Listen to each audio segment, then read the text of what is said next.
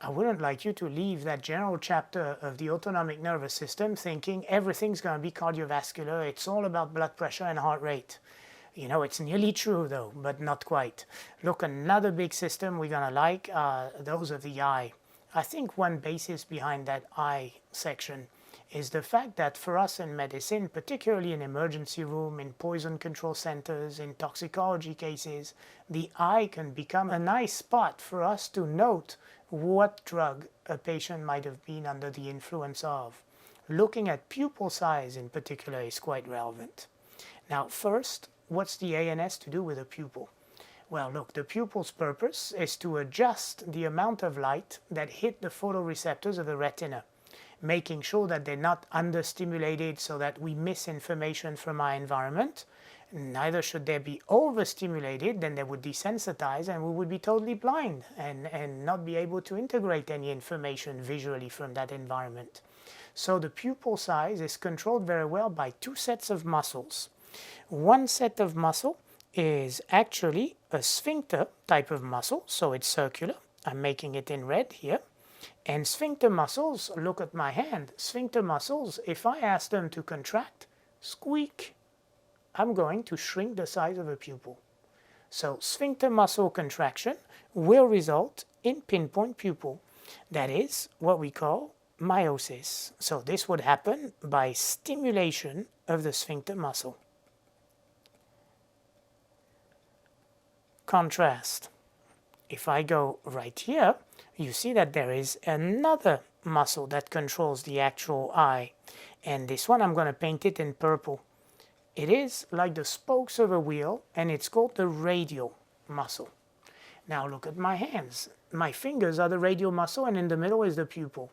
If I contract the radial muscle, then obviously what I result in by stimulation of a radial muscle is dilated pupil and what we call mydriasis.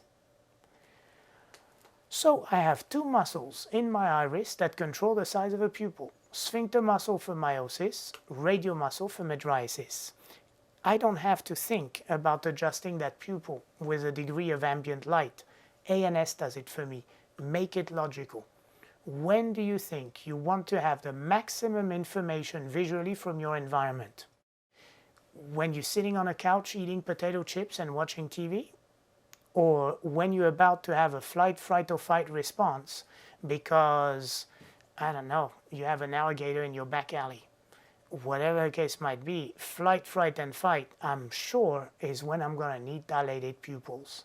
That means a radial muscle is going to be under sympathetic autonomic nervous system control.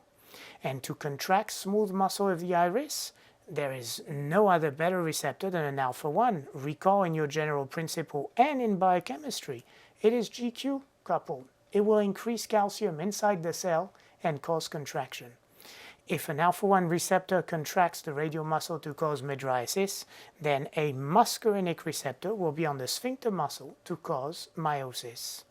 Endpoint from this, let me take another sheet. If I want to see miosis, it will happen with contraction of the sphincter muscle, which is under the influence of muscarinic receptors. Therefore, it would occur with muscarinic agonists. On the other hand, if I want mydriasis, dilated pupils, there is no doubt that this would happen when I'm going to see contraction of the radial muscle, and contraction of the radial muscle is under the control of alpha-1 receptors. Therefore, alpha-1 agonists are the ones that will result in mydriasis. Is it fair then to say that I have dual innervation for my pupil size regulation? You bet. In which case, there is another way of changing pupil size. Besides using those agonists, give me another way of getting miosis. If I want miosis, I could have also blocked the alpha-1 receptors. Conversely, if I wanted mydriasis, I could have also blocked muscarinic receptors. Essentially, what I'm saying is this. If I want to see meiosis, I can stimulate muscarinic receptors, or I can block the radial muscle. And if I block the radial muscle, all that's left for the eye to do is constriction of sphincter and meiosis. Conversely, if I want to see mydriasis, I can do it by stimulation of alpha-1 or by blockade of sphincter muscle. If I block the sphincter muscle, all I leave in the eye is sympathetic predominance, and mydriasis would follow. So as such, is it fair to say that when I see an actual pupil change in my patient, I can come up with at least 2 autonomic classes of drugs? Of course, it's telling you that you always have 2 choices when you're just looking at pupil changes. That's not good, because on the day of my exam, I bet you both choices are going to be available in your answers.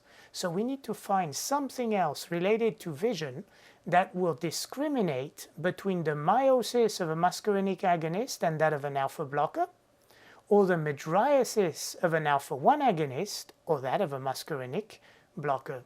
You know what that's going to be? It's going to be accommodation. Accommodation has nothing to do with your pupil. Accommodation has to do with the ciliary muscle. The ciliary muscle is a muscle that holds together with suspensory ligament the lens. I'm going to show you how it works. I'm going to take 2 papers right here that I have, and imagine this is your lens. Actually, you see it's a piece of your syllabus, but don't tell anyone. And as this is your lens, my fingers are actually the ciliary muscle. And what you're seeing on your diagram is exactly what I'm showing you right there. If I contract the ciliary muscle, look what happens. The lens changes shapes and it becomes more spherical. If I relax the ciliary muscle, it becomes flatter. Now, a lens is not supposed to be white like a sheet of paper unless you have cataracts. But overall, a lens is like a window. If a window is nice and flat, you can see as far as infinity through that window. If that window is bowing and is more spherical, it's going to distort that vision. This is what our eye does to focus for near vision. To see what is close to your nose tip, you want ciliary muscle contraction, a more spherical lens, so that like this you can focus for near vision and have that accommodation reaction. Well, ciliary muscles only have muscarinic receptors. There is no alpha-1 receptor whatsoever participating in the process of accommodation. It's purely under parasympathetic control. Actually, in a way, it makes sense. If I was in flight, fright, or fight, I would not like my sympathetic nervous system to fix me in one way or the other. I want to still have the leeway of actually controlling my vision, either accommodating for what is close and then suddenly raising my head and wanting to run away. I want to see what's in the distance. So accommodation is purely under parasympathetic. In turn, it means for us, only muscarinic drugs will affect accommodation. Alpha-1 drugs can never affect the accommodation. I hope it's clear for you, because what will not be clear for your patient will be the fact that they have blurred vision when you use muscarinic drugs.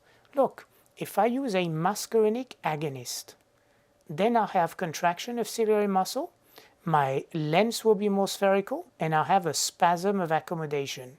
It means now I'm focusing for near vision, for near objects. Of course, in that situation, it means I see clear what is in front of my nose, but everything in the distance is going to be totally blurry. On the other hand, if I block those muscarinic receptors, well, antagonizing these receptors is going to prevent the contraction of ciliary muscle and leave me with that normal flat lens. In this case, I cannot focus for near vision. What I'm seeing clear is what is in the distance. And clear in the distance means it's going to be blurry for close objects. Focusing for near vision means it's going to be blurry for distant object.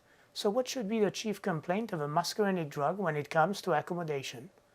You are absolutely correct if you're thinking blurred vision. Blurred vision is a hallmark feature of a muscarinic drug. So look what we have in the margin at this point.